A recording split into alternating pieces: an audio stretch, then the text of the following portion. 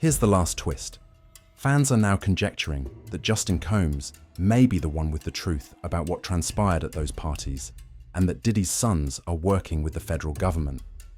Fans aren't buying it because a few days after Justin Bieber's official denial that he was ever abused by Diddy, he released a video, this time in complete silence, of him watching himself from a distance on an old TV with the caption, "Some things stay with you forever." Bieber claims their relationship was superficial and that he only interacted with Diddy's sons, not the man himself. What does that mean? No one knows for sure, but one thing is certain: he's still haunted. As a result, the truth is coming to light, and Usher's relationship with Diddy may be deeper than we initially believed. With kickoff footage purportedly submitted to court, is no longer just a rumor. It's a criminal conspiracy that could rock the entire entertainment industry. If Justin is truly trying to get his act together, we should pay attention. If Usher is speaking at last, it might be too late.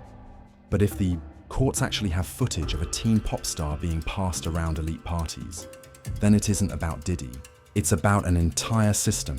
Trust me, if more witnesses come forward and more tapes leak, it could reveal the darkest secrets in Hollywood. If you find this video, please hit the like button and subscribe so you don't miss what comes next. Morgan was in the living room when Cassie locked herself in the bathroom. She quoted the jury. "He came up behind me and choked me, and then when I got away, he boomeranged a wooden hanger on my head." "How did he choke you?" inquired the prosecutor. "I'm not sure, but I had finger marks on my neck," she said. "What type of hanger did he hit you with?" inquired the prosecutor. To which she replied, "A wooden coat hanger." Morgan claimed that, following the attack, she puked and subsequently received a concussion diagnosis. She hired a lawyer and intended to file a lawsuit. According to Morgan, she met Cassie at a pizza place a few weeks later. Cassie then informed her that Diddy was making a $30,000 offer. When questioned about Cassie's remarks regarding the money, Morgan provided a quote. "She told me she thought I was milking it, that I was over-exaggerating." Next came the NDA. "What, if anything, did she give you to sign when she told you about the money?" the prosecutor inquired. "An NDA?" Morgan asked in response. "Are you in possession of a copy of that NDA?" the prosecutor inquired.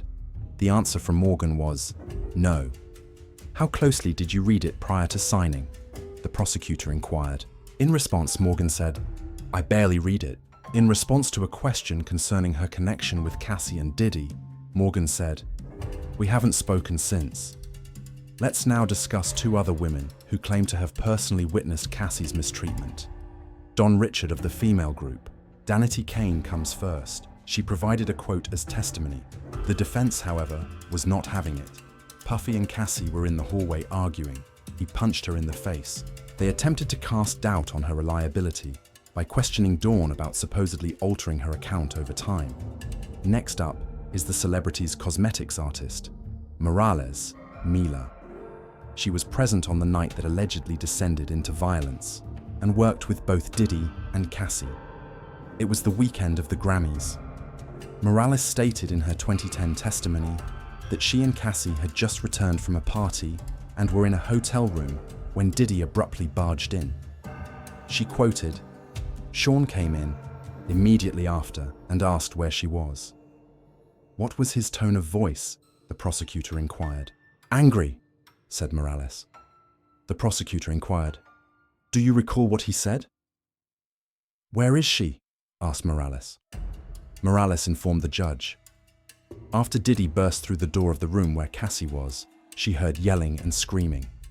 Morales stated that Cassie had a swollen eye, a cracked lip, and knots on her head when Diddy eventually left the room. The jury next heard testimony from George Kaplan, a former employee who had worked directly for Diddy. To put it simply, he didn't hold anything back. Kaplan claimed that he would have pled the Fifth without the opportunity to testify. Therefore, he was given it. Kaplan told the judge that part of his job was to clean hotel rooms following Diddy's antics. He testified, "I believe that it was implied in the role as you continue to work closely with Mr. Combs, that it was really important to protect him and protect his public knowledge. How was cleaning up these hotel rooms connected to protecting Mr. Combs? The prosecutor inquired.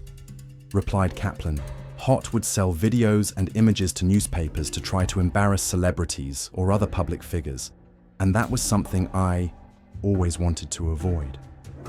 Additionally, he disclosed that he had previously picked up $10,000 in cash from Western Union and transported $50,000 in cash for Mr. Combs aboard a private plane.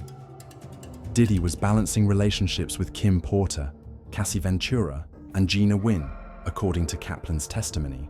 However, he made it apparent that Kim was unique. He claimed that Mr. Combs always appeared to be more patient with Miss Porter. Even though Mr. Holmes wasn't feeling very joyful, Miss Porter managed to make him. However, Kaplan claimed to have seen assault against Cassie and Gina firsthand.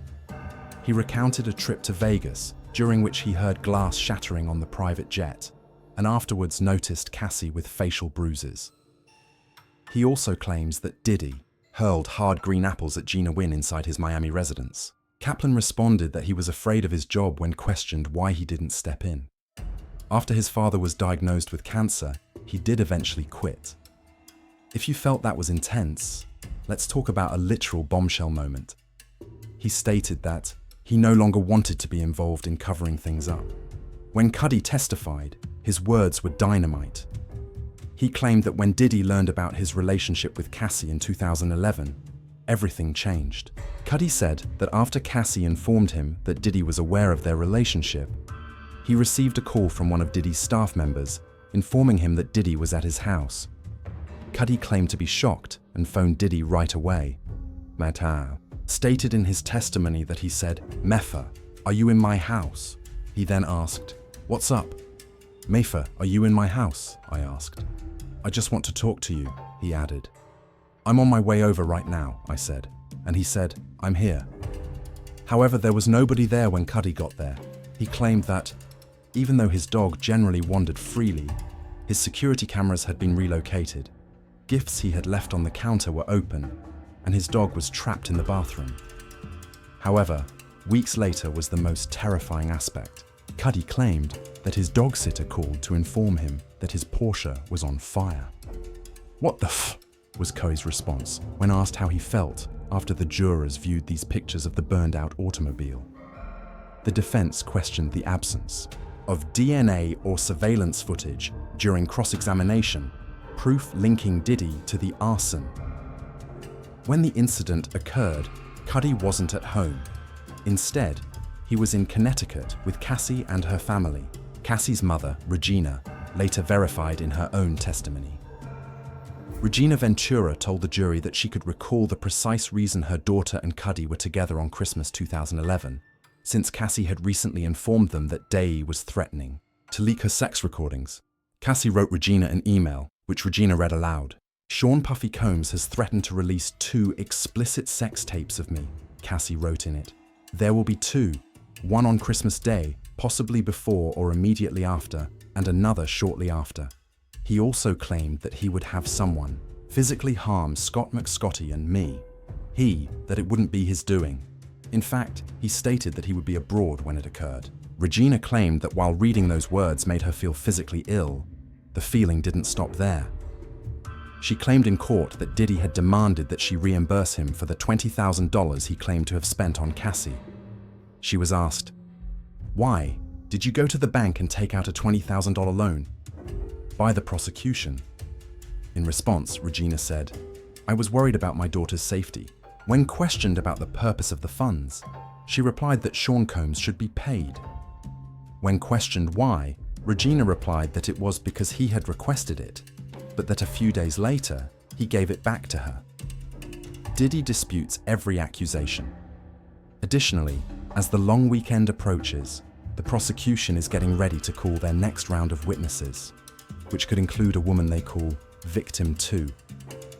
Watch this space for updates on Scandal as the authorities continue to make their case against Diddy. Avoid missing it. Please make sure to subscribe. You can also contact us via email at kennedywalkerismyname